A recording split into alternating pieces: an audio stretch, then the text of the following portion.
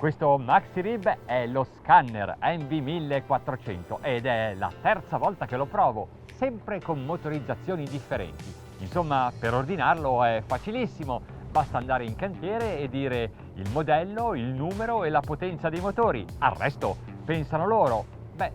Ovviamente ci vuole il budget necessario e considerate che stiamo parlando di uno scafo lungo quasi 14 metri. Ciò che volevo dire è che potete allestirlo d'accordo con il cantiere. La prima volta che l'ho provato aveva 3 fuoribordo Yamaha XTO da 425 cavalli. La seconda, 2 motori Volvo Penta entro fuoribordo D6 da 440 cavalli. E adesso 3 motori Mercury da 450 cavalli. Questa è la versione più potente. Scanner fa tutto in casa, progetta, costruisce, monta il tubolare, gli arredi, gli impianti, i motori e il disegno di MV1400 è opera di Donato Montemitro, il fondatore del cantiere.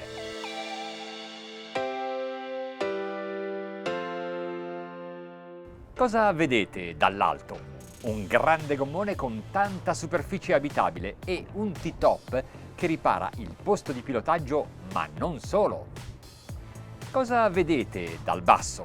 Un tubolare che da poppa verso prua si allontana dalla superficie, perché a poppa serve per stabilizzare lo scafo, a prua serve per superare le onde e a metà scafo, all'interno del gommone, serve per realizzare murate alte e protettive. Quelli a cui non piacciono i gommoni dicono che questi sono soltanto dei parabordi, dimenticando però che sono pieni d'aria e se malauguratamente ci fosse un problema, queste enormi salsicce vi tengono a galla, almeno nella maggioranza dei casi. Un mezzo grande, quindi pesante, ma anche veloce, sollecita molto gli incollaggi delle camere d'aria e per ovviare a questo problema Scanner ha dato ai tubolari una forma particolare e li ha imbrigliati in una struttura di vetroresina.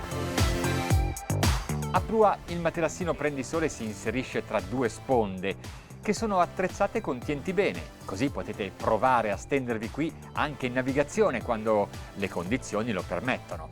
Potete sdraiarvi anche a poppa perché anche qui hanno messo protezioni attorno ai materassini. Al centro un passaggio che è molto classico ma anche elegante e vi porta alla plancia poppiera dove, nonostante i 3 fuoribordo, abbiamo spazio per tuffarci, per risalire a bordo e per sederci su un gradino e ammirare i motori.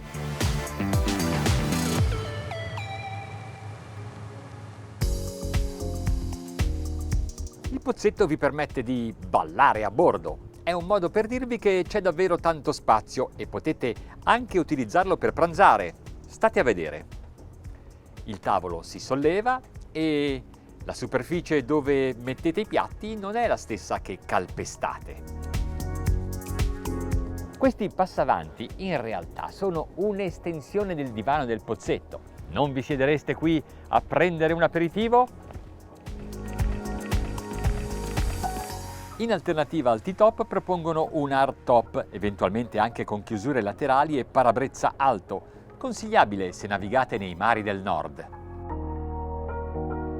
Non so se avete mai fatto caso a quanta cura venga dedicata sulle auto al posto di pilotaggio. C'è una ragione ben precisa, ciò che vediamo della nostra auto per la maggior parte del tempo è il cruscotto. Qui accade la stessa cosa. E poi abbiamo una motorizzazione che merita di essere ricordata anche attraverso la plancia. Ho sempre più voglia di provarlo, ma prima vi porto sotto coperta. Le paratie che separano la cuccetta matrimoniale di prua possono essere eliminate per avere un ambiente ancora più arioso. La maggior parte della superficie è dedicata alla dinette perché un 14 metri è un'imbarcazione da vivere bene anche quando scoppia un temporale. Qui abbiamo un divano su un fianco e una cassettiera su quello opposto, ma siccome è un prodotto customizzabile potete cambiare l'arredamento d'accordo con il costruttore. La cuccetta di poppa è dedicata ai bambini o a una coppia senza troppe pretese. Anche il bagno potete arredarlo come volete.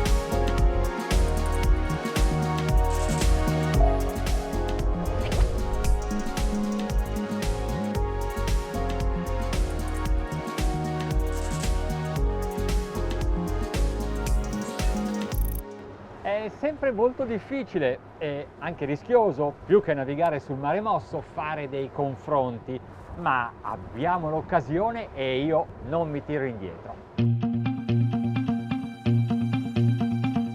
Vi ho detto all'inizio del servizio che ho provato questo stesso gommone, l'Envy 1400 di Scanner, con 3 diverse motorizzazioni. I 2 motori di Volvo Penta D6 da 440 cavalli con piede poppiero DPI, i 3 Yamaha XTO da 425 cavalli e adesso i Mercury Racing da 450 cavalli. Ora, secondo voi, quale dei 3 armatori di questo mezzo ha fatto la scelta migliore?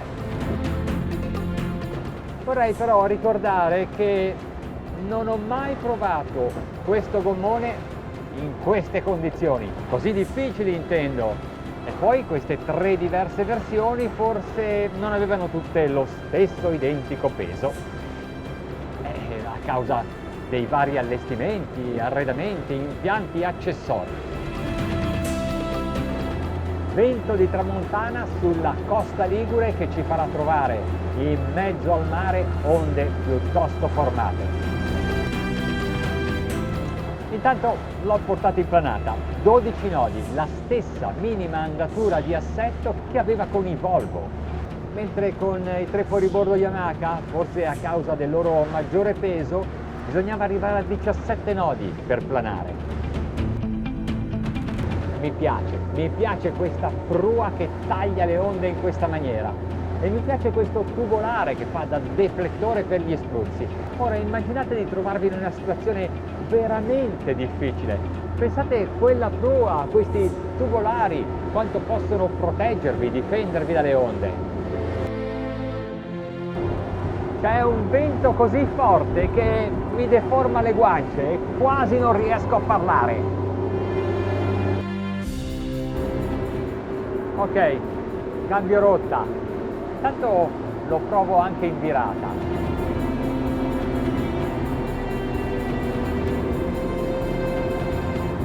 Eccellente! Beh, l'angolo di sbandata è impressionante.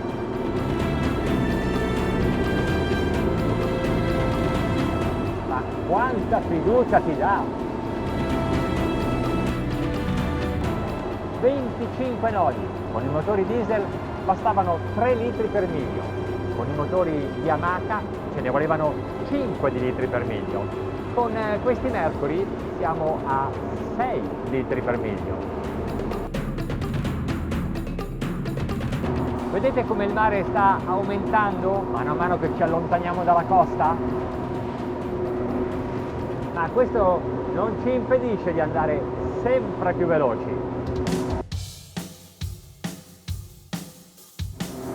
34 nodi, con i Volvo Penta bastavano 3,7 litri per miglio, con gli XTO di Yamaha 5,3 litri per miglio.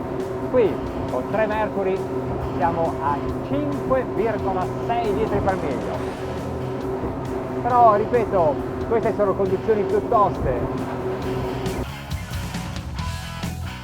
L'angolo di incidenza è ideale, non ho bisogno neanche di usare il trim, a meno che non decida di metterlo alla massima velocità. Intanto osservate come apre l'acqua e come è morbido anche quando trova onde piuttosto alte. Con i motori diesel si fermava a 41 nodi di velocità massima perché la potenza complessiva era di 880 cavalli, ma qui ne abbiamo 1350 su una manetta.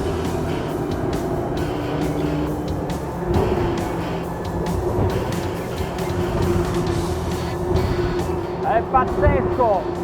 Che onde! Il regime sale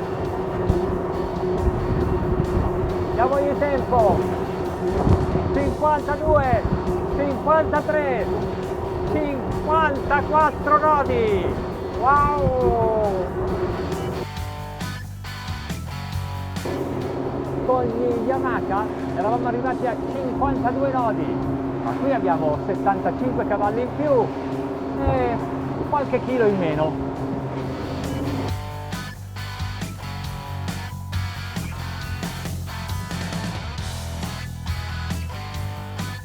Lo scanner Envy 1400 non teme la velocità, non teme la potenza e non teme nemmeno le onde.